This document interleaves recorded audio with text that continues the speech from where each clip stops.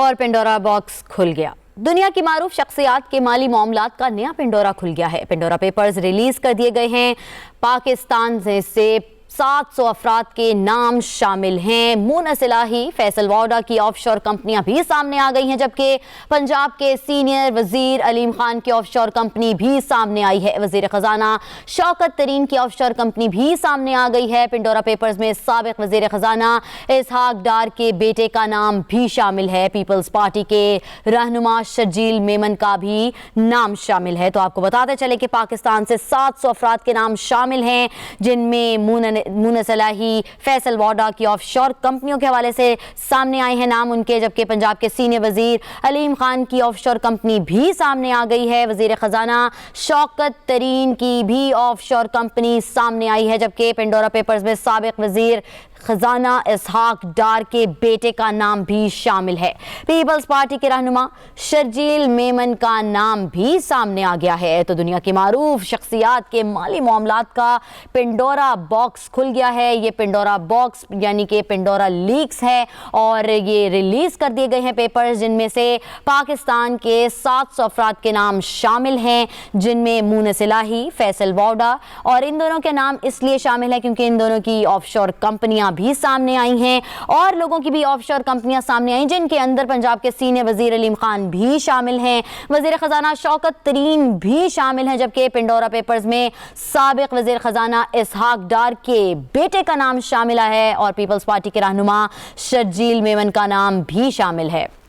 तो दुनिया की मुख्तलिफ मारूफ शख्सियात हैं जिनके माली मामलात का यह पेंडोरा बॉक्स खुला है और इसमें मुख्तलिफ नाम सामने आए हैं। और इस पूरे पेपर्स में 700 अफराद हैं जो कि पाकिस्तान से हैं और उनमें मुनस इलाही हैं, फैसल वाडा हैं, पंजाब के सीनियर वजीर अलीम खान हैं, वजीर ख़जाना शौकत तरीन हैं और उनके सबके नाम इसलिए सामने आए हैं क्योंकि उनकी ऑफशोर कंपनियां सामने आई हैं। हमारे साथ एहतशामुल हक तज्ज़ियाकार मौजूद हैं, हम उनसे मज़ीद बात करते हैं। बहुत शुक्रिया एहतशामुल हक साहब का, आपका टाइम देने का। पेंडोरा बॉक्स खुल ही गया, आखिर बिल्ली थैले से बाहर आ गई। हमारे पाकिस्तान के 700 अफराद के नाम शामिल हैं, क्या कहते हैं आप? देखिए ना, हम तो पहले से आगे गए हैं ना। पनामा पेपर में तो 400 लोग थे, अब आप देख लें 700 लोग हैं इसमें। और जिस तरीके से अभी इनिशियली जो नाम आए हैं उनमें तो आप सुन भी लिए हैं। बड़े नाम जो है मुनस इलाही साहब हैं, इलाही के साहबजादे फैसल वाडा हैं और अब्दुल अलीम खान है, इसहाक डार के बेटे हैं, उनका नाम है, शर्जील मेमन है, खुसरो बख्तियार की फैमिली, डॉक्टर मसूद के, वकार मसूद के बेटे का नाम है, जेट कंपनी के शैब शेख का नाम है, कुछ और लोगों का भी नाम आ रहा है। अभी जो इसमें कंट्रोवर्सी जो एकदम जनरेट हुई थी कि जी क्या जो कहा गया कि जी प्राइम मिनिस्टर इमरान खान की अभी इसमें समान पार्क 2 का नाम आता है, उसमें इनकी भी कंपनी थी। अब उस हवाले से बड़ी वाज़ेह तौर पे जो चीज़ें सामने आई हैं वो तो ये हैं कि वो जो फरीदुद्दीन साहब हैं जिनका एक ही एड्रेस है समान पार्क 2, जिसमें इमरान खान का भी नाम आता है और उन फरीदुद्दीन का भी, उन्होंने तो बड़ा वाज़ेह तौर पे कह दिया कि ये मेरे अकाउंट है, किसी और के नहीं है। और फिर आप देख लें कि इमरान साहब के जो कज़न हैं, जिस तरीके से हफीजुल्लाह नियाज़ी साहब का नाम आया है जो उनके बनोई भी हैं, उन्होंने भी कहा है, और उनके जो दूसरे कज़न हैं उनके भाई इनामुल्लाह खान, उन्होंने भी कहा है, अभी मैं सुन रहा था कि जी इसमें इमरान खान साहब के घर का या उनका कोई तल्लुक वास्ता नहीं है। अगर कि हफीजुल्लाह नियाज़ी सियासी तौर पे अपने ननोई के सख्त मुखालिफ है, लेकिन असल बात ये थी कि अभी तक किसी का प्राइम मिनिस्टर के हवाले से तो सामने नाम नहीं आया है। सब जगहों पे जो खबरें आ रही हैं इसमें तो यही है कि दुनिया के बड़े बड़े लोगों के नाम आए हैं, वो अब चल रहे हैं साथ साथ। हमें तो अब ये देखना है कि हमारे यहाँ कौन से लोग हैं जिन्होंने टैक्स 7 में जाके पैसा लगाया, ऑफशोर कंपनियों में पैसा लगाया, और क्या वो कंपनियां बाकायदा कहते हैं ऑफशोर कंपनी बनाना कोई बुरी बात नहीं अगर पैसा डिक्लेयर्ड हो, और प्लस दूसरी बात यह है कि किसी गैर कानूनी काम में उनका पैसा इस्तेमाल ना हुआ हो। लेकिन अब देखना यही है, डिटेल अब आहिस्ता आहिस्ता आएंगी सामने कि जी क्या वाकई लोगों का पैसा था और इसमें, और ब्यूरोक्रेट्स कितने थे, जजेस कितने थे और अदारों के लोग इसमें थे, साथियों के नाम भी आए हैं, कुछ मीडिया हाउसेस के मालिकान का भी जिक्र किया गया है। तफसीलात सामने आएंगी तो पता चलेगा कि जी इसमें किन किन का नाम है। नाजर परवेज का भी नाम आ रहा है जो आप देख में पीपल्स पार्टी लोग, एक और नाम सामने आ गया है, इसहाक डार के बेटे का नाम बार बार इसमें आ रहा है। और अब सवाल तो ये है जी कि क्या पहले की तरह होगा? जाहिर सी बात है, इमरान खान साहब का नवाज शरीफ साहब उसमें फंसे थे, उनके सारे बच्चों की कंपनियां उसमें आई थी शामिल। अब क्या देखना चाहिए? नहीं तजामुल हक साहब, आप देखिएगा ना, हर चीज के साथ कह तो यही रहे, अकाउंटेबिलिटी होती है। अब ये अकाउंटेबिलिटी ना हुई तो फिर वो ये बात हो जाती है कि फेवरेटिज्म यहाँ दिखाई जाएगी अगर अकाउंटेबिलिटी ना हुई तो।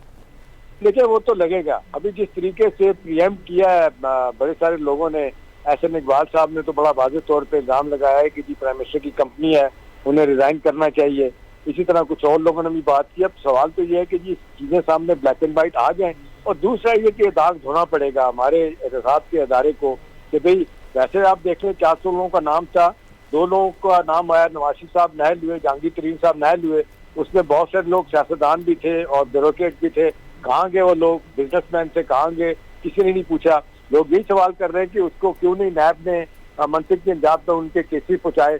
अब यही सवाल अब दोबारा से आएगा कि जी अब जिन लोगों के नाम आए हैं 700 लोगों के कौन है, कितने इन्फ्लुएंशियल हैं, उनके पीछे कौन सी सियासी जमातें खड़ी हैं, और उन्होंने किस तरीके से क्लाइमन से, ब्यूरोक्रेसी से मिलके, एस्टैब्लिशमेंट से अगर मिलके किया, तो वो भी ये चीजें आहिस्ता आहिस्ता भारत सामने आएंगी।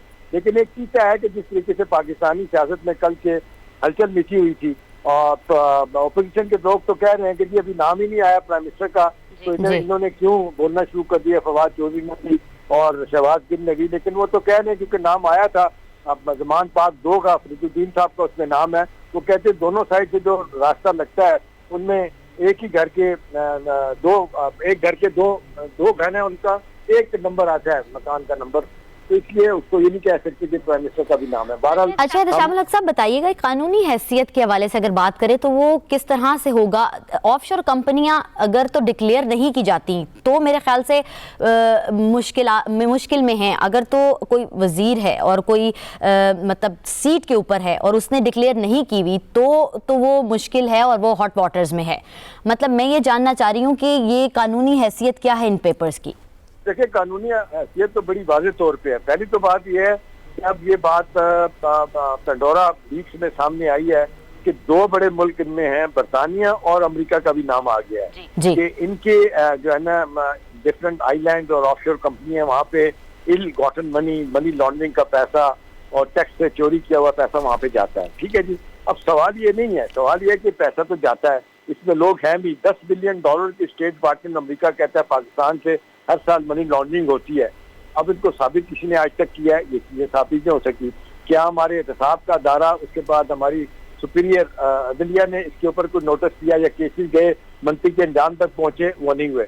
अब सवाल ये है कि अपने ऑफशोर कंपनियों के बारे में ये बात आती है, बार बार लोग यही बात भी करते हैं कि जी अगर डिक्लेयर्ड पैसा है, आपने पैसा अपना अनाउंस किया है कि किस मद में कहाँ से आपने पैसा कमाया, आपका पाकिस्तान में कोई कारोबार था, आपने कोई शेयर खरीदे हुए थे, तो आपका स्टॉक मार्केट में आपका बिजनेस था, आपने कोई किसी तरह की आपने इन्वेस्टमेंट की हुई थी, वो पैसा आप बाहर ले जाते हैं और ले जाके इन्वेस्ट करते हैं, उसमें कोई बुरी बात नहीं। डिक्लेयर्ड पैसा, इनकम टैक्स आपने उस पर दिया हुआ है, आप इनकम टैक्स उसके बाकायदा फाइलर हैं, और वहाँ पे पैसे से ये साबित नहीं होता कि आपने किसी गैर कानूनी काम में वो पैसा लगाया है, फिर तो कोई बुरी बात नहीं है, तो सारी दुनिया मानती है। लेकिन सच्ची बात है 98% से ज्यादा भारत के साथ तो ये पैसा गलत कामों के लिए इस्तेमाल हुआ।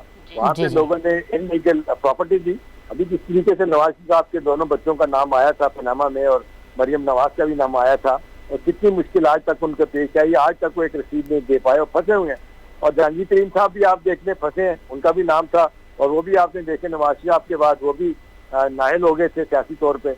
अब देखना यही है कि जी अब जिन लोगों के नाम आ रहे हैं उनके खिलाफ क्या एक्शन होगा और उनकी तफसीलात क्या सामने आती है। ऑन टॉप ऑफ इट, क्या ये इमरान खान साहब के लोग जो कह रहे हैं उनका नाम नहीं है, बज़ाहिर तो लगता नहीं है, और उनको सियासी तौर पे इस्तेमाल करने की फौरी तौर पे कोशिश की अपोजिशन की तरफ से, लेकिन क्लैरिटी अभी थोड़ी देर तक इस हवाले से आ जाएगी। तो तजामुल हक साहब ये बताइएगा कि आपको लगता है कि मुकम्मल नाम आ गए हैं या कुछ अभी नाम आने बाकी हैं? अभी नाम आने बाकी हैं जी। अभी तो सियासी लोगों के नाम आए हैं, 10-12 लोगों का नाम आया।